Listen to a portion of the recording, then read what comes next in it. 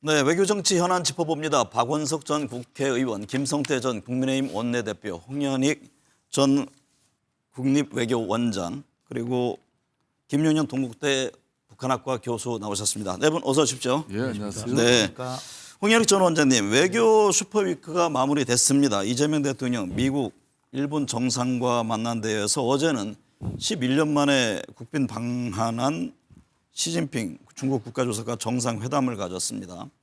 이번 한중 정상회담 어떤 의미가 담겨 있을까요? 네, 지난 정부에서 한중 관계가 굉장히 어려워졌거든요. 좀 쓸데없다시피 한중 관계 중국의 핵심 이익을 자꾸 건드려서 한중 관계가 굉장히 신뢰가 저하되고 중국으로서는 굉장히 반발을 많이 했는데요. 네. 이번에 정상회담을 통해서 한중 관계가 전반적으로 다 복원이 됐다. 이렇게 평가할 수 있을 정도로 상당히 긍정적인 결과가 나왔는데요. 정부에서 지금 민생 문제에 주목해서 양측이 다 지금 경제적으로 좀 어렵잖아요. 네. 그래서 양측이 공통 변수를 찾은 거죠. 그래서 공통 변수인 서로 간의 경제 협력을 중심으로 많은 협력을 도모했는데요. 특히 이 중국의 우리 국민들이 많이 불편해하는 보이스피싱, 네. 그다음에 온라인 사기 범죄 거기에 공동 대응하기로 했고요. 그다음에 서비스 무역 교류 강화. 지금까지는 상품 무역만 많이 했는데 서비스 무역도 한다. 그다음에 한미 간의 투자 협정에서 한국의 외환이 불안해질 가능성이 있잖아요. 네. 그거를 이제 막기 위해서 70조 원이라고 하는 큰 금액에 대해서 통화 스와프 MOU도 체결하고 네. 2026년 30년간의 경제협력 공동계획 MOU 거기다가 이제 하나오션 같은 경우에 지금 미중 간의 갈등 속에 끼어가지고 지금 중국이 제재를 했는데 그것도 네. 논의를 했고 생산적 논의를 했다고 나옵니다. 한한령 문제도 얘기를 했고 그다음에 컨텐츠 문화교류 협력에 공감을 가지고 등등 굉장히 신뢰가 회복이 되고 소통을 강화하면서 관계를 정상화하자 이런 합의가 이루어진 것 같습니다. 네. 김용현 교수님, 네. 당초 1시간 예정된 한중 정상회담 97분에 걸쳐 이루어졌고 네. 한미 정상회담보다도 10분 길게 했습니다. 양국은 정상회담 뒤에 앞서 이제 홍 원장님 설명하셨듯이 창업, 무역 교류, 온라인 범죄 대응 여러 가지 또 양해각서를 체결했잖아요. 네. 이번 한중 정상회담 어떻게 보셨어요? 이번 한중 정상회담은 굉장히 큰 의미가 있다고 봅니다. 첫 번째 의미는 한중 관계가 새롭게 복원됐다는 겁니다. 이제 복원됐고 한중 관계가 새롭게 출발하는 계기가 됐다 이렇게 봐야 될 것 같습니다. 이전 정부 윤석열 정부 때 한중 관계가 거의 붕괴 직전까지 갔다 이렇게 봐야 되는데 네. 한중 관계가 새롭게 이제는 새로운 전환의 계기가 만들어지면서 한중 관계를 좀 더 미래지향적으로 볼 수 있는 그런 출발점이 됐다. 이게 큰 의미가 있는 것 같습니다. 네. 일단은 양국의 호혜적 안정적 관계, 양국 관계에 대한 공감대 형성 이게 이제 굉장히 중요한 것 같습니다. 그러니까 한중 관계가 어느 일방의 강력한 압박이랄지 여기에 휘둘리지 않고 한중이 상호 호혜적 관계 이렇게 간다. 이 부분에 대한 합의가 매우 중요했다 이렇게 봐야 될 것 같고요. 네. 또 이렇게 보면 이제 잠수함 관련된 부분에서 핵잠수함 추진 관련된 부분에서 중국에 약간의 오해가 있을 수 있는 부분들이 있었습니다. 네. 이게 이제 비핵화 문제까지도 이제 중국이 언급하는 그런 계기가 됐기도 했습니다만 어쨌든 한중 정상 간의 만남이 상당히 원만하게 이루어졌다. 이 부분을 주목을 해야 될 것 같고 결국 한미동맹과 한미일 기본 협력을 축으로 하고 또 한중 협력까지도 함께하는 이 관계가 우리가 이제 추구하는 한반도의 안정적 관리의 큰 줄기다 이렇게 봐야 되는데 그 줄기를 만들어내는 협력 관계가 이번에 만들어지는 네. 그 차원에서는 의미가 크다 이렇게 봐야 되겠습니다. 홍현희 원장님, 한국과 중국 2014년이죠. 사드 배치 이후 급격하게 관계가 악화됐는데 그런 만큼 11년 만에 시진핑 주석의 방한 이게 한한령을 푸는 계기가 될지 관심이었는데 위성락 실장은 좋은 논의가 있었다라고 밝혔습니다. 근데 아직 공식 입장이 뚜렷이 나온 건 아니죠. 네, 전격적인 합의가 나왔다거나 이제 배제한다 이렇게 할 수가 없는 게 중국으로서는 그들이 한한령을 지금 이게 부과했다라고 얘기를 안 하고 있어요. 네. 그냥 그 지방자치단체나 기업들이 알아서 하는 거지 정부가 지시한 적은 없다 이러고 있기 때문에 합의한다는 것 자체가 사실은 어려운 거죠. 근데 네. 굉장히 그 컨센서스가 이 양국 간의 이 중대한 걸림돌이 되는 한한령을 점진적이거나 아니면 향후에 이게 해제하는 쪽으로 가는 방향을 이제 잡은 것 같습니다. 그래서 만찬장에서 그 김영배 의원이 전한 바에 따르면 그 박진영 씨인가요? 그 네. JYP 엔터테인먼트의 대표 프로듀서 지금 위원장 맡고 예, 있죠. 네. 예, 그분의 얘기를 듣고 시진핑 주석이 저런 분들 그 베이징에서 공연도 한번 주최해봐라라고 왕이 부장한테도 얘기를 했다. 뭐 이런 얘기도 있고요. 그래서 이 한한령이 그 내려진 계기 자체를 보면은 우리는 그냥 사드 배치했으니까 중국이 한한령 내렸다라고만 알고 있는데 네. 그게 이제 사드의 레이더가 이제 중국한테 이제 안보에 위해가 된다라고 그들은 생각하지만 그거보다도 더 중요한 거는 박근혜 정부 말기와 황교안 총리 그 권한대행 시절에 이 사드 배치를 안 한다고 몇 번 우리가 다짐을 줬거든요. 네. 그러고 나서 그냥 배치를 하니까 시진핑 주석이 배신감을 느낀 거예요. 신뢰의 네, 신뢰 위기니까 문제군요. 지금 신뢰를 다시 구축한다는 측면에서 이번에 정상회담이 큰 의미가 있다. 이렇게 네. 생각했습니다. 김 교수님, 한중 정상회담에 북한은 그 신경이 잔뜩 곤두섰습니다. 네. 회담 시작 직전에 담화문을 내고 한중 모두 이제 들어라 이런 의미로 보이는데 한반도 비핵화는 실현 불가능한 객꿈이다라고 밝혔습니다. 네. 이번 중국의 한반도 비핵화 재확인에 대한 입장 어떻게 바라볼까요? 북한은 상당히 그 민감하게 반응하는 부분이 네. 이 부분입니다. 그러니까 한반도 비핵화 문제에 대해서 북한은 북한의 비핵화 관련된 부분에서는 절대 이제는 포기할 수 없다. 오히려 이제 북한 핵 보유국이다.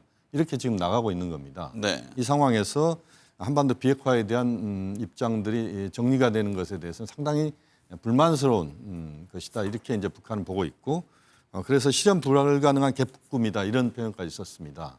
이제 또 하나 우리가 주목해야 될 부분은 지난 11월 1일 날 한중 정상회담 당일 날 네. 김정은 위원장이 어디를 방문했냐면 인민군 제11군단을 방문했습니다. 이게 이제 폭풍군단이라고 해가지고 네. 지금 우크라이나 전선에 그 참전해 있는 북한군 주력 부대가 이 폭풍군단 소속입니다. 그러니까 중국과 한국의 정상회담 이 과정에서 북한은 역시 그 한러 관계나 또 북러 관계나 또는 북중 관계 여기에 대해서 매우 중요한 생각을 갖고 있다. 이것을 한편으로 또 그 시사하거나 과시하는 이런 행보를 보였다 이렇게 봐야 될 것 같습니다. 네. 결국 북한으로서는 이번 한중 정상회담을 전체적으로 보면서 그 불만을 표시했다 이렇게 봐야 될 것 같고, 다만 이제 북한 입장에서는 북중 관계의 전통적 관계가 계속 유지되고 있다라고 하는 것도 중요한 축이기 때문에 더 이상 이제 강력한 이번 정상회담에 대한 반발이나 이것들은 이제 더 이상 없는 수준에서 이제 말로써 강하게 반발하는 그런 모습을 보였다 이렇게 평가할 수 있겠습니다. 네. 박원석 전 의원님, 이재명 대통령은 과거보다 북한의 표현의 강도가 많이 완화됐다면서 계속해서 페이스메이커가 되겠다는 뜻을 밝혔는데요. 어떻게 들으셨습니까? 어쨌든 북한이 적대적 도국가를 선언한 이후에 대한민국 정부나 혹은 대통령이나 언급 횟수 자체가 굉장히 줄었습니다. 네. 그렇다 보니까 이제 비난의 강도도 좀 줄어든 것처럼 보이는데요. 이제 우리로서는 남북 간의 모든 대화의 채널이 다 단절된 상황에서 네. 어쨌든 남북 관계를 회복하기 위한 돌파구가 사실상 없는 그런 상황입니다. 결국에는 북미 대화가 진전이 되고 북미 간에 뭔가 이게 협상이 진전이 돼서 뭔가 새로운 전기가 마련돼야 그때야 이제 남북 관계의 돌파구가 열릴 것 같다 이런 현실적 인식을 한 거라고 보고요. 그런 점에서 어쨌든 북미 대화가 우선돼야 된다라는 입장을 일관되게 밝히고 뭐 한반도 피스메이커, 페이스메이커 이 네. 얘기를 하는 게 아닌가 싶고요. 마찬가지 맥락으로 정동영 통일부 장관이 이제 북한이 얘기하는 적대적 두 국가는 아니지만 어쨌든 그 두 국가라는 이제 그런 어떤 그 현실을 좀 받아들이면서 우리는 그걸 평화적 두 국가로 전환하기 위한 이제 노력을 하겠다라는 의지를 표명하는 것도 비슷한 맥락이라고 생각합니다. 네. 저는 뭐 불가피한 접근일 수밖에 없다고 생각하고요. 다만 북미 대화가 실질적으로 어느 정도 진전이 될 거냐. 이번에 트럼프 대통령이 뭐 여러 차례 러브콜을 보내고 만나자고 했음에도 불구하고 네. 전혀 지금 꼼짝 않는 모습을 보였지 않습니까? 결국 북한으로서는 북한을 어쨌든 핵보유국으로 사실상 인정하고 네. 비핵화를 전제로 한 대화는 하지 않겠다라는 입장이 분명한 것 같아요. 네. 그리고 이제 러시아나 중국과의 관계가 그동안에 다양한 그 경로를 통해서 개선되고 있기 때문에 상대적으로 좀 고립이 덜하다 이렇게 판단하는 게 아닐까 싶습니다. 네. 당장에는 뭐 남북 대화가 어떤 다른 전기가 마련되기는 좀 어려워 보입니다. 네. 김성태 전 대표님, 국민의힘은 현안을 해결하지 못한 빈손 한중 정상회담이다. 한한령 등이 빠졌다 이렇게 지적을 했는데요. 네. 어떤 게 보셨나요? 시진핑 주석이 이제 11년 만에 국빈 방문했지 않습니까? 네. 물론 경주 APEC 회의 참석을 위해서 왔지만은 그래도 대한민국과 중국 간에는 국빈 방문으로 정리가 되어 있습니다. 그런데 이번에 아까 홍 교수님도 말씀을 했습니다만 MOU 외에는 그러니까 2014년도 그때 이제 한국을 방문했을 때 같은 경우는 정상회담이 마쳐지고 난 이후에 그러니까 그 공동 기자회견이라든지 네. 또 공동 성명서를 그때 발표했어요. 그만큼 상당히 내용이 진전된 내용이 있었다는 거죠. 그런데 이번 같은 경우는 어떻게 보면은 상당히 불편한 가운데 한중 정상회담이 이루어졌다. 네. 그런 측면에서 이제 중국에서 말하는 흔히 말하는 그 핵심 이익이라는 그 용어가 있어요. 이 네. 핵심 이익이라는 것은 그러니까 대만 문제라든지 그리고 사드 배치 문제라든지 뭐 이런 것 때문에 불편한 중국의 그 심정을 이야기할 때 흔히 말하는 핵심 이익과 중대한 우려가 있다. 뭐 네. 이렇게 표현을 하잖아요. 여기에 이번에 한 가지가 추가된 게 바로 핵 잠수함 추진 문제. 네. 이게 이제 포함된 거죠.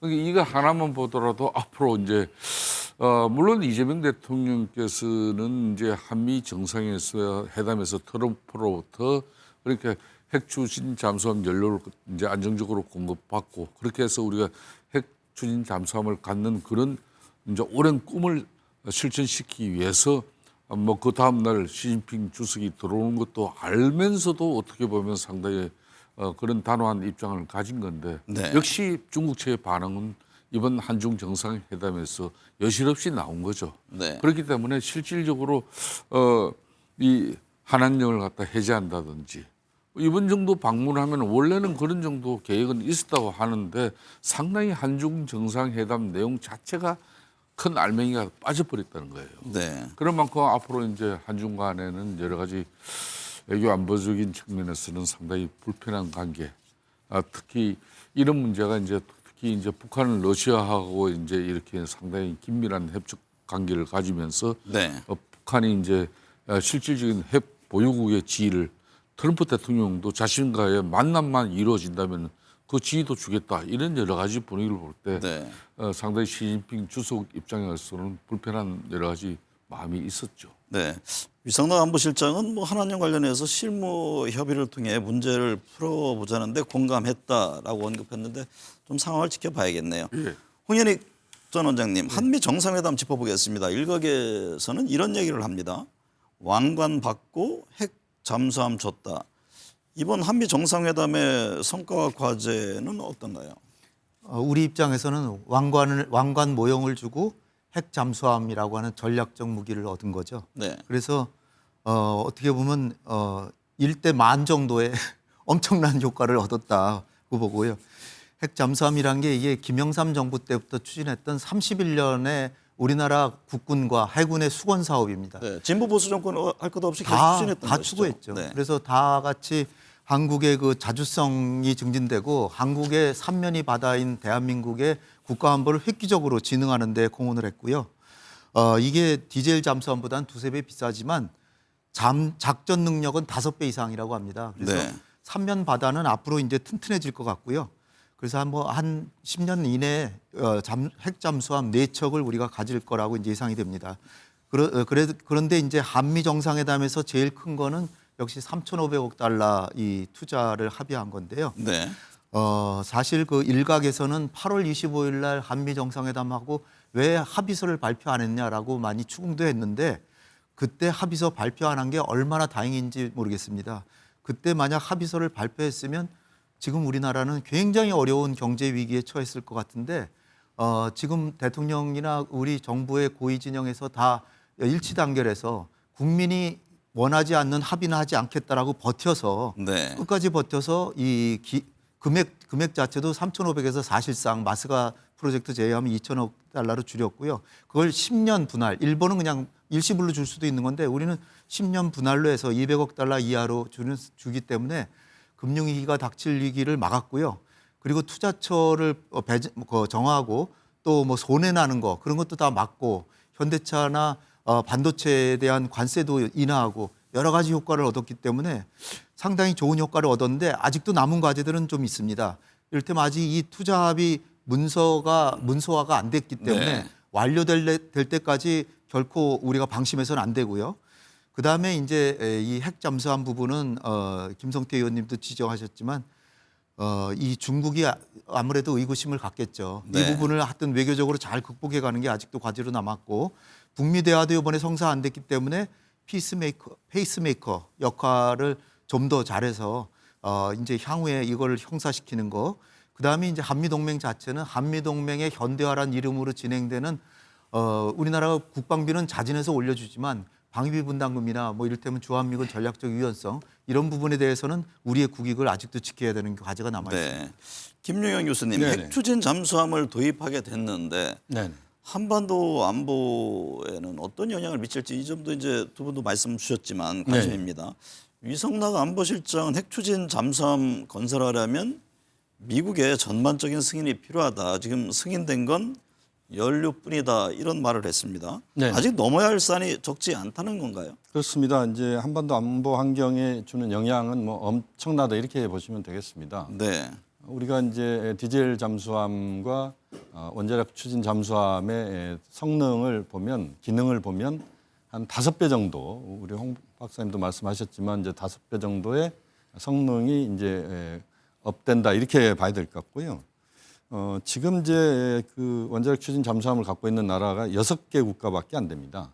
우리가 이야기할 수 있는 미중러, 그다음에 영국, 프랑스, 인도 이렇게 돼 있습니다. 그러니까 우리가 핵 추진 잠수함을 갖게 되면 7번째가 된다 이렇게 봐야 됩니다. 네. 그만큼 이제 이 핵 추진 잠수함이 갖고 있는 전략적 효과는 우리가 생각하는 것을 훨씬 넘어서는 상상 외의 그런 영역이다 이렇게 보시면 됩니다. 그러니까 기술적으로는 거의 그 부상하지 않고 물속에서 6개월 이상 작전이 가능하다 이렇게 보면 네. 그 원자력 잠수함의 그 장점이 드러나는 겁니다. 왜냐하면 잠수함이라는 건 추적 자체나 이 여러 가지 어려운 조건 때문에 원자력 잠수함이 출항할 때나 기항할 때 이런 정도 때만 이제 거의 확인이 되지 나머지는 실제 불가능하거든요. 네. 그렇게 보면 원자력 추진 잠수함의 의미가 대단히 크다 이렇게 봐야 될 것 같고요.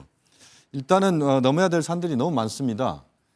첫 번째는 한미 원자력 협정이 개정될 수밖에 없다 이렇게 보시면 됩니다. 네. 원자력 협정은 현재까지는 그 평화적 이용과 관련된 부분인데 이것은 이제 군사적 이용으로 이것이 전환될 수 있기 때문에 그렇게 보면 이제 한미 군사적 원자력 협정이 개정될 수밖에 없다 이렇게 봐야 될 것 같고요.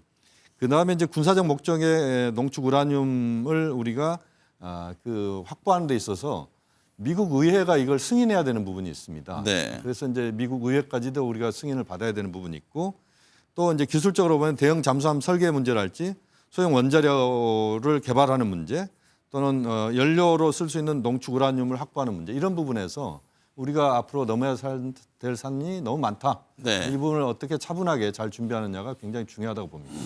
박원석 의원님, 네. 관세협상 후속 절차로 대미 투자특별법의 입법 절차가 시작됩니다. 더불어민주당은 신속한 처리를 위해서 지금 초당적인 협력을 요청했네요.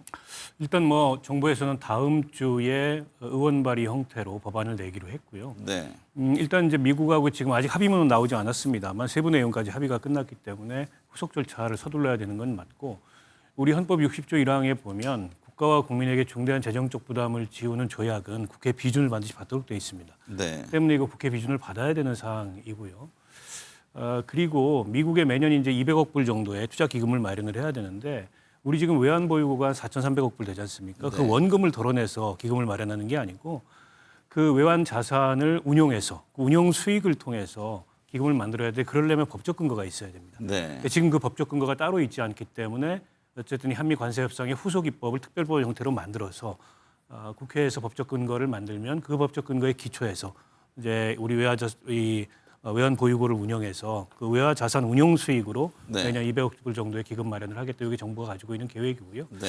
지금 야당에서는 합의 세부 내용을 공개하라 이렇게 공세를 하고 있습니다만 조만간 이건 공개가 될 겁니다. 그리고 아마도 대통령이 이게 우리 경제에 미치는 영향이 큰 주요한 협상이었기 때문에 여야 대표들을 한 자리에 모아서 그 어쨌든 미국과의 관세 협상의 세부 내용이나 그 성과에 대해서 설명하는 자리를 조만간 갖지 않을까. 설명하면서 협조를 또 구하겠죠. 네, 그렇게 예상합니다. 김성태 전 대표님, 반면에 국민의힘은 협상이 우리에게만 유리하게 됐을 리가 없다면서 지금 합의문부터 공개하라 이런 요구를 하고 있네요. 그렇습니다. 그러니까 국민의힘 입장은 지난 7월 30일 같은 경우도 합의문이 필요 없을 정도로 잘된 협상이기 때문에 합의문이 없다. 이게 그때 이재명 대통령실과 또 정부의 입장이었거든요. 네. 그런데 실질적으로 3개월이 지난 시점에 이렇게 보면 합의문이 진짜 필요했을 정도로 이 협상은 지난했다 이런 거거든요. 그런 측면에서 이게 지금 현재 이 한미 관세 합의로 이제 3,500억 달러의 대미 투자를 이제 이행해야 되는 그런 측면에서 대규모 재정 부담을 지우는 어떤 그런 조약이만큼 헌법 60조에 따라서 국회 비준 동의 대상이라는 것은 다 이제 좀 전에 박원석 의원님도 이야기를 했지만 그건 맞는 거죠. 그런 만큼 이제 여기다가 이제 이재명 정부 같은 경우는 대미 투자 펀드 기금 이 신설과 운영을 위한 특별법 마련 이 자체를 갖다가 왜 이런 거를 약간은 시간은 좀 더 걸리더라도 손쉬운 언 입법보다는 이거는 분명히 기획재정부에서 준비해가지고 정부 입법으로 가야 될 사안이에요. 네. 그래서 이제 이걸 한미 간의 정상회담에 나온 결과물이고 그 관세 협상이 타결됨으로써 이제 합의문이 곧 나오지 않겠습니까? 네. 그 합의문이 나오면은 구체적으로 여야 간에는 이런 문제야 이제 초당적으로 협력을 해야 될 문제이기 때문에 그동안 이재명 정부 입장에서도 이 지금 이제 관세 협상 과정에서 이 디테일이 지금 어디에 문제가 있는지 이런 부분들도 야당도 알아야 되는 것이고 국민들도 거기에 대한 이해와 동의를 구하는 절차가 필요한 것이에요. 네. 그런데 그런 절차 없이 바로 이 특별법부터 그것도 민주당 중심으로 이 특별법이 간다. 이러면은 또 정치적으로 불필요한 논란을 또 벌릴 수가 있어요. 저는 그런 측면에서 이 전략을 갖다 적고 지금 이제 기획재정부 중심의 정부 입법으로 이 한미 관세 협상을 뒷받침하는 그 특별법이 저는 만들어지길 바라는 일이죠. 네. 홍현희 원장님, 국민의힘은 러트닉 미 상무장관이 관세 협상 타결 하루 만에 정부 설명과 다른 발언을 했다면서 누구 말이 맞는 거냐라고 따져 물었는데요. 지금 한미 양해국서 서명하고 합의하는 절차 진행 중이죠. 네. 그러면 그때 좀 드러날 수 있을까요? 네, 아직은 문서화가 안 됐기 때문에 네. 이런 딴소리가 나오는 겁니다. 미국으로서는 특히 주무부처 장관인 러트닉 상무장관으로서는 자기네가 조금이라도 더 얻어내려고 문서화 될 때까지는 최대한의 노력을 하는 모습인데 근데 뭐 우리 대한민국 정부의 장관이 하는 얘기를 더 믿어야 되겠죠, 당연히. 네. 그래서 지금까지는 아직 그 딴소리를 러트닉 장관이 한다는 걸 입증할 물증이 없습니다. 그래서 이걸 가볍게 넘기면 안 되고요. 철저하게 대비해서 마지막 그 합의되는 순간까지 최선의 노력을 계속 다해야 될 것 같고요. 네. 만에 하나 전체 합의가 교착될 가능성까지도 배제할 수는 없습니다. 네. 이 러트닉 장관처럼 이렇게 자꾸 딴소리하면 왜냐하면 7월 합의 당시에도 반도체 관세를 미국이 부과할 때는 한국에게 최애국 대우를 준다 그래놓고 또 그 뒤에는 뭐 100% 관세를 매기느니 뭐 자기 멋대로 막 미국이 얘기를 하거든요. 네. 그러니까 이 문서화될 때까지는 최선의 노력을 기울여서 확실하게 매듭을 져야 된다. 네. 말씀드립니다. 한일 정상회담 짚어보겠습니다. 박원석 의원님, 네. 이재명 대통령이 다카이치 총리 어떠냐는 물음에 혹시 했지만 솔직히 좋은 느낌이었다고 말했습니다. 어떤 의미로 받아들이셨는지요? 뭐 대일 관계를 원만하게 가져가겠다라는 이제 의지를 드러낸 거라고 볼 수 있을 것 같고요. 다카이치 총리가 일본 자민당 내에서도 굉장히 강경한 그런 입장을 갖고 있는 이제 극우파에 가까운 인사다 이런 평가가 있지 않습니까? 네. 그리고 과거에 대한민국을 향해서도 좀 강경한 발언을 했습니다. 독도 문제 같은 거 가지고 일본 정부가 자꾸 물러서니까 뭐 기어오른다 이런 식의 표현까지 했기 때문에 이게 이제 총리가 된 이후에 과연 한일 관계가 어떤 식으로 전개될지 우려가 있었던 것도 사실인데 네. 근데 이재명 대통령이 그 기자간담회에 설명했듯이 나도 그렇고 다카이치 총리도 그렇고 이게 야당 총재 혹은 여당의 정치인을 할 때하고 대통령이나 총리가 됐을 때는 입장이나 시각이 달라질 수밖에 없다. 네. 맞는 얘기죠. 다카이치 총리도 이제는 어쨌든 외교를 해야 되는 입장이고 더구나 이제 한미일 3국 간의 이 뭐랄까요, 이 관계가 훨씬 더 긴밀해졌고 또 이번에 이제 트럼프 대통령이 일본이어서 한국 이렇게 순방 차례로 했는데 이제 그런 차원에서 본다면 과거 본인이 자민당 내에서 이제 강경파로 목소리를 낼 때하고는 다른 관점과 또 다른 전략을 가져야 될 수밖에 없다고 봅니다. 네. 현실적으로 우리 정부로서는 그걸 읽고 그걸 또 충분히 활용할 수 있어야 된다고 생각하고요. 지난번에 이 전임 총리 시절에 어쨌든 셔틀 외교가 복원이 됐지 않습니까? 네. 이재명 대통령이 다음번에 일본에 갈 차례인데 다카이치 총리의 고향에서 하자 이렇게 제안을 했다고 해요. 네. 이번 아펙에서의 양국 정상회담은 사실상 의제 없는 일종의 상견례였다고 봅니다. 근데 앞으로 이제 한일 간의 현안을 비롯해서 전략적으로 협력해야 될 사안들을 갖고 본격적인 의제가 있는 협상을 할 때 어쨌든 과거보다는 조금 더 진전된 그런 한일 관계를 맺어나겠다라는 의지의 표현이라고 볼 수 있을 것 같습니다. 김성태 대표님, 한국의 핵 추진 잠수함 승인 소식이 전해진 지 하루 만에 일본 정부가 핵 잠수함에 대한 의지를 공개적으로 드러냈습니다. 한국에 자극받은 일본이 핵 잠수함 도입에 더 적극적으로 나설 것으로 보이는데요. 이 점은 어떻게 보십니까? 사실상 핵 추진 잠수함을 승인한 트럼프의 결단에 대해서 많은 애신들도 깜짝 놀랄 정도의 그런 발표를 하고 했지 않습니까? 네. 그 중에서 이제 가장 놀란 또 국가 중에 하나가 이제 일본 정부입니다. 사실상 이 핵 추진 잠수함의 이제 기술을 물론 이제 필리 조선소에서 과연 그걸 건조할 수 있는 그런 뭐 조선소 지금 현재 여건은 갖춰지지 않았는데 네. 하나오션이 필리 조선소를 인수하고 앞으로 얼마나 많은 투자를 통해서 이 핵 추진 잠수함도 거기에 미국의 기술 이전까지 받으면서까지 핵 추진 잠수함을 이렇게 정상적으로 건조할 수 있을 것인지 여기 갈 길은 아까 홍 원장님이나 교수님 말씀처럼 갈 길은 엄청 험난하고 멉니다. 네. 그 최종적인 결과는 이제 한미 간의 원자력 협정 개정이 이루어져야만이 이런 사업들이 이제 구체적으로 갈 거거든요. 네. 그런 측면에서 이번에 미국이 이재명 대통령의 그런 공개적인 요구 자체를 가지고 그 뒷날 바로 아침 새벽 6시 30분에 그걸 자신의 쇼설 계정을 통해 가지고 전 세계에 공개시켜 버렸지 않습니까? 네. 이건 전적으로 사실상 중국을 견제하기 위한 트럼프 대통령의 결심이라고 해도 과언이 아닙니다. 왜?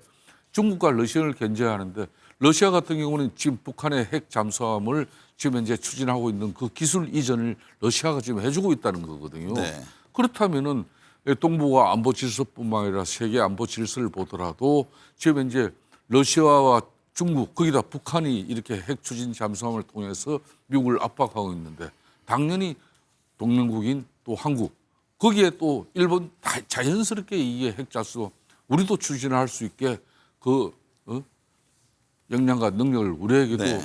주라 이런 요구를 지금 이제 일본 내에서도 이제 이게 엄청나게 확산돼 가지고 여론으로 만들어낼 겁니다. 네. 그런 만큼 이제 이 문제도 결론은 한국과 미국 간의 이 정상 간의 앞으로 신뢰가 이런 핵 추진 잠수함을 한국이 얼마나 빨리 가질 수 있을 건지 안 그러면 이건 또 선언에 불과한 어떤 그런 사실로 또 오래 갈 건지 이런 문제가 남는 거죠. 네.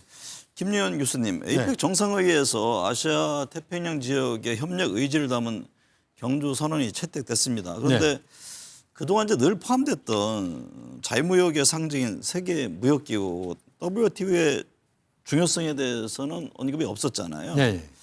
어떻게 보셨어요, 이 점은? 굉장히 그 의미심장한 그 상황이다 이렇게 봐야 됩니다. 왜냐하면 WTO는 다자무역을 상징하는 거 아니겠습니까?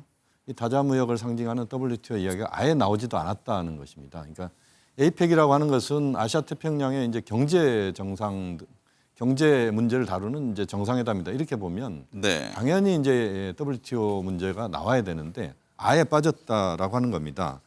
결국은 이제 이제는 그 세계적인 차원에서 자유무역주의랄지 이런 부분보다는 이제 보호무역 기조 이쪽이 굉장히 지금 커지고 있다 이렇게 볼 수밖에 없는 겁니다. 네. 그러니까 최소한 보면 이제 경제적인 차원에서 보면 이제 동맹이냐 경쟁이냐 뭐 이런 부분들 이렇게 우리가 접근하는 것보다는 이제는 세계 주요 국가가 그 대부분 경쟁과 협력 이것이 매우 복잡하게 교차하는 이런 시대를 지금 맞이하고 있다 이렇게 보셔도 될 것 같습니다. 네. 그렇게 보면 상당히 그 경제적인 부분에 있어서 이번 경주에서의 이번 APEC은 매우 중요한 어떤 전환점이 되는 그런 계기가 될 수밖에 없는 상황이다 이렇게 봐야 되겠습니다. 네. 김성태 전 대표님, 각국 정상회의 전환 이재명 대통령의 선물도 화제가 되고 있습니다. 그렇습니다. 시진핑 주석에게는 바둑판과 나전칠기 자개 원형 쟁반을 선물했고요. 이에 앞서 트럼프 대통령에게는 천마총 금관 모형과 무궁화 대훈장을 수여했습니다. 또 다카이치 총리에게는 한국 김, 한국 화장품을 선물했는데요. 이번 선물 외교 어떻게 보셨습니까?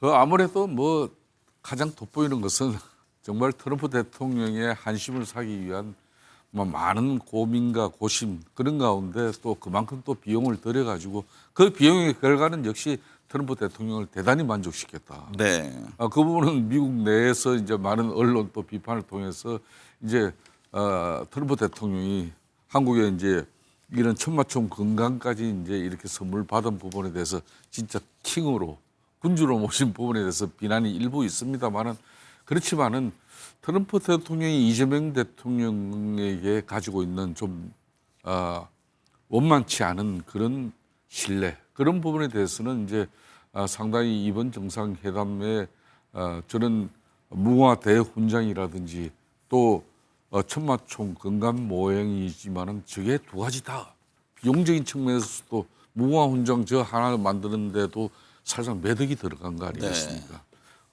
지금 현재 건강 저 부분도 상당히 상징성이 크죠. 그런 측면에서 트럼프 대통령은 대만족을 했기 때문에 또 이제 핵 잠수함 뭐 이 승인 문제도 저렇게 어찌 보면은 결심을 할 수 있지 않았나 이렇게 볼 수도 있고요. 네. 그런 반면에 이제 시진핑 주석에는 개인적인 그 취미를 갖다가 또 이재명 정부가 잘 살린 것 같아요. 네. 시진핑 대통령이 바둑을 좋아하거든요. 전에 2014년도에 한국에 들어왔을 때도 바둑 이야기를 했었어요. 네. 그런데 그런 측면에서 이번에 아주 좋은 그 바둑판을 또 성의껏 중심에 준비해가지고 또 시진핑 주석에게 드리고 또 시진핑 주석이 또 황남빵이 맛있다 그래가지고 지금 네. 경주의 황남빵이 완전 품절입니다 지금. 네.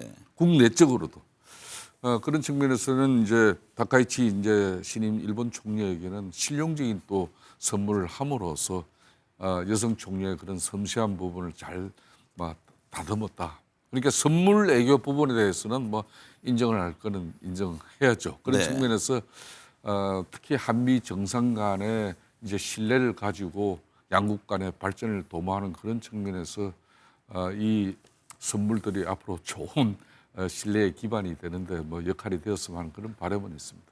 홍현희 원장님, 김혜경 여사는 APEC 기간 내내 한복을 입으면서 한복 홍보에 나섰습니다. 지난달 30일에는 한복을 입고 경주의 거리를 나섰고 31일은 정상들의 배우자들을 불국사로 초대해 한복 입은 모습으로 맞이했는데요. 어떻게 보셨습니까? 네, 김혜경 여사가 이번 경주 에이펙에서 한복 전도사 역할을 이제 자임하셔서 이 회의 기간 내내 한복을 착용하셨다고 합니다. 그래서 한복을 입고 경주 시내를 돌아다니기도 하고 시민들하고 같이 사진도 찍고 또 한복 패션쇼도 캐나다 그 대통령 영부인하고 같이 총리죠. 총리 영부인하고 같이 네. 그 패션쇼도 보고 또 뭐 불국사에서도 그 정상들 배우자와 또 그 영예들을 이제 초청을 했는데 그때도 또 한복을 입고 불국사를 소개를 하고 그래서 한복의 세계화와 한복을 이 아름다움을 전 세계에 이제 과시하는 그런 역할을 하셨는데요. 그 대통령 배우자로서 영부인으로서 정말 참다운 문화 전도사 역할을 톡톡히 했다 이렇게 네. 평가할 수 있겠습니다. 네. 김성태 대표님, 이제 국회 상황 좀 보겠습니다. 이재명 정부의 첫 국정감사 조희대 대법원장과 김현지 대통령 일 부속실장 최민희 과방위원장을 둘러싼 공방만 남았다 이런 평가가 나옵니다. 대한민국 헌정 역사상 이번 국정감사처럼 국민들에게 아무런 정말 감동과 또 어떤 뉴스거리를 제대로 만들어낸 그런 어떤 국정감사는 이렇게 참 무의미하게 끝난 경우도 흔치가 않아요. 네. 그러니까 김현지 부속실장하고 추미애 위원장이나 또 최민희 가방위 위원장 그리고 김현지 부속실장 국감 증인 나오냐 이 정도 가지고 그냥 이슈로 그냥 그렇지 않아도 경주 에이펙하고 또 일주일 동안은 무정쟁 기간을 가지자고 이제 집권당 민주당 정청래 당대표의 그런 호소가 있었지만은 그게 진정성을 가지려면은 네. 그러면은 정쟁거리를 민주당 집권당 차원에서 없애버려야 되는데 정청래 당대표는 무정쟁하자 그러면서 금방 바로 재판중지법도 7대 계획 사법개혁안 그런 계획안을 발표하면서 어느 야당이 아무리 APEC이 열리고 있지만은 야당이 입을 닫고 있어야 되겠습니까? 그런 네. 측면에서는 대려 민주당 이재명 대통령의 그런 APEC 개최국의 의장 중심 국가로서의 우리 대한민국의 국격과 대한민국의 이익이 전 세계에 더욱더 크게 알려줄 수 있는 그런 좋은 계기를 사실상 이런 집권당 친정집이 제대로 뒷받침되지 않아서 한 30%는 그 효과가 더 이제 반감됐다. 저는 이렇게 네. 보고 있는데 그 부분은 대단히 안타까운 대목이고 앞으로 저는 이재명 대통령의 정부와 집권당인 민주당 당정 관계는 새롭게 재편돼야 돼요. 네. 이렇게 가면은 이 집권당으로서의 국민들에게 전혀 그 면모를 찾을 수가 없습니다. 박원석 의원님, 민주당이 최민희 과학기술방송통신위원회 위원장의 증인 퇴장 사건 관련해서 내부 평가가 이루어질 거라고 하던데요. 이게 어떤 수사를 밟게 될까요? 뭐 어떤 공식적인 절차가 별도로 만들어지지는 않겠죠. 다만 지금 최민희 위원장의 그 처신과 행태로 인해서 논란이 굉장히 커지고 여론도 악화됐고 이게 비단 야당의 공세만이 아니라 특히 그 증인 갑질 퇴장 사건에 대해서는 이제 언론계에서 잇따라 비판 성명이 나온 데다가 시민사회단체라든지 혹은 민주당의 당원이라든지 지지층 내에서도 과했다 이런 평가를 받고 있거든요. 네. 그러니까 최민희 위원장이 사과는 했습니다만 이게 사과로 일단락될 수 있는 문제인가 싶어요. 네. 야당에서는 어쨌든 과방위원장 자격을 인정할 수 없다라는 비판이 계속 나오고 있고 당 내부에서도 좀 결자 해제해야 되는 거 아니냐 부담스럽다 이런 지적이 있습니다. 근데 이제 국회 상임위원장이 국회 본회의에 선출한 선출직입니다. 그러니까 본인이 스스로 물러나지 않으면 그걸 뭐 억지로 어떻게 물러나게 할 방법이 없어요. 당에서 권고 정도는 할 수 있겠죠. 네. 그러나 이제 가장 부러운 건 본인이 그에 대해서 책임을 지고 조금 이제 당이 운신의 폭을 행사할 수 있도록 해줘야 되는데 그 최민희 위원장 일단 뭐 지금까지 사과는 했지만 물러날 의향은 없는 걸로 보여요. 그러나 여론이 가라앉지 않고 그로 인해서 국회 운영에 부담이 계속 발생한다면 민주당으로서도 계속 최민희 위원장을 저 자리에 두고 갈 수는 없는 거 아닌가라는 네. 생각이 듭니다. 대장동 개발비리 의혹에 연루된 성남 도시개발공사 인사와 민간업자들이 1심에서 중형을 선고받았습니다. 네. 국민의힘에서는 이재명 대통령 재판까지 재개해야 한다 이런 주장까지 내놓고 있는데 이 점은 어떻게 보세요? 재판 재개 주장은 좀 과하고요. 네. 이번 1심 판결의 의미를 요약해서 보면 첫 번째로 어쨌든 특정범죄가중처벌법상의 배임 행위가 인정이 된 겁니다. 두 번째로 성남도시개발공사와 민간 사업자들이 결탁해서 민간 사업자들에게 과도한 특혜를 주고 도시개발공사에는 손해를 입힌 일종의 이제 부정부패 사건이었다라는 점을 재판부가 인정했고 네. 세 번째로 그 과정에서 성남시 수뇌부의 결정 혹은 개입이 있었다라는 점도 판결문을 통해서 인정이 됐습니다. 그러니까 이재명 대통령의 재판이 향후에 이제 임기가 끝나면 재개가 될 텐데 이 재판 결과대로라면 상당히 부담되는 결과라고 볼 수밖에 없을 것 같아요. 그러니까 일부에서는 당시 성남시장은 민간 사업자들과 그 유동규 등등의 유착의 정도를 잘 몰랐기 때문에 이 수용 방식을 결정했다 이런 문구가 있기 때문에 이걸 이재명 대통령이 몰랐다는 증거 아니냐라는 네. 건데 전반적인 판결문의 취지는 그게 아니고요. 다만 유착의 정도를 몰랐고 그래서 수용 방식이냐 환지 방식이냐에 대해서 별다른 고민 없이 수용 방식을 결정했다 이런 의미이거든요. 네. 그런 어떤 수용 방식으로 결정됐을 때조차도 본인들이 그 사업을 수주할 수 있도록 이를테면 민간 사업자들이 이 공사 직원들 등과 공모해서 저런 특혜를 얻었다는 내용으로 이제 설명을 하고 있어요. 네. 때문에 저 판결문이 이재명 대통령의 혐의 없음을 증명하는 게 아니고 오히려 이재명 대통령의 향후 재판에 있어서 굉장히 부담스러운 판결문이 된 겁니다. 네. 일단 특가법상의 배임죄가 인정이 됐다고 하는 것 자체도 그렇고 또 성남 그 도시개발공사 관계자들과 이 민간 사업자들 간에 유착이 있었다는 점이 인정된 것도 그렇고 무엇보다 누구라고 특정하지 않았지만 성남시 수뇌부라는 표현이 반복적으로 등장한다는 점에서 이 판결문은 상당히 부담스러운 판결문이 네. 될 수밖에 없다고. 김유현 교수님, 이 대통령의 재판 재개는 이게 사실상 불가능한 거 아닌가요? 뭐 현재 지금 상황에서는 그렇게 봐야 될 것 같습니다. 왜냐하면 지금 이제 형사 재판 관련된 부분에서는 지금 이제 민주당에서 재판 중지법 처리해야 된다 주장이 계속 나오고 있는데 어쨌든 지금 상황에서 대장동 비리 의혹 민간 업자들 1심에서 전원 유죄가 판정이 됐는데 결국 지금 상황에서는 그 재판 관련된 부분에서 대통령 임기 중에는 최소한 이 재판은 이루어지기 어려운 네. 이런 상황이다 이렇게 봐야 될 것 같고요. 그 이후 부분은 또 뭐 상황에 따라서 달라질 수도 있을 것 같습니다. 네. 김성태 대표님, 특검 상황 살펴볼까요? 윤석열 전 대통령 한 달여 만에 특검 재판에 출석했는데 자신의 혐의 모두 부인하는 모습이었죠? 그렇습니다. 이제 특히 각종군 특전사 사령관하고 이제 법정에서의 이제 대질신문 과정에서 그 전해진 기사 내용들로는 상당히 이제 특검에서 기소한 내용과 또 자신이 방어하는 그런 부분에 대해서 많은 차이가 있었습니다.